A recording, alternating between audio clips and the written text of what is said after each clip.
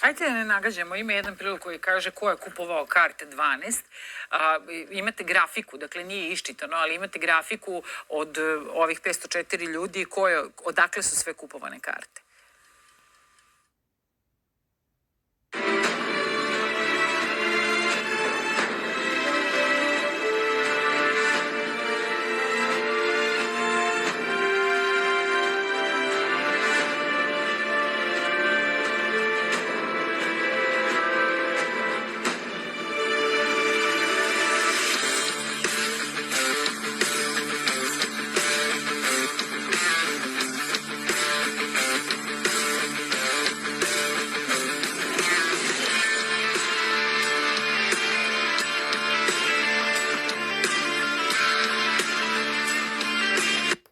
Primor je negde 17.000.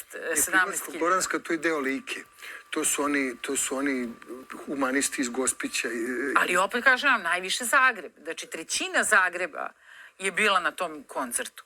Ovo su podaci sa sajta, dakle, to je, kako da vam kažem, digitalno zabeleženo sa kojih adresa, IP adresa, su kupljene karte. Tako su i došle te dve iz Kine zavedene.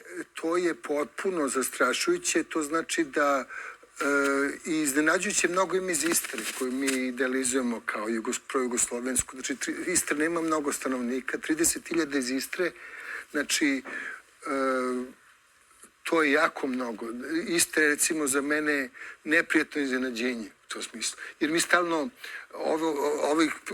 Istra je sada, Rijeka je sada recimo najveći srpski grad u Hrvatskoj je Rijeka, što nisu proterani i to malo Srba što je ostalo živi najviše ih u Rijeci. Najsrpski grad u Hrvatskoj. Da, ali opet 30.000 na koncertu pokazuje da čak u toj multikulturnoj Istri koju kod nas mnogo vole u tom smislu da glorifikuju, da čak tu 30.000 ljudi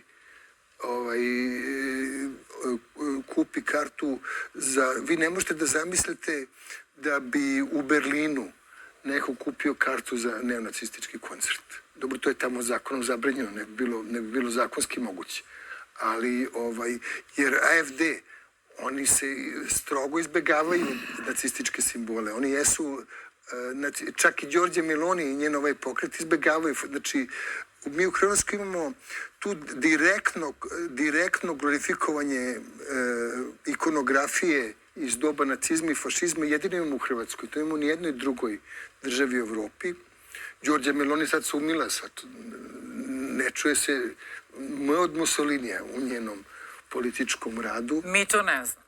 Pa ona vodi računa o tome, ona je vrlo jedna žena koja se prilagođava situaciji.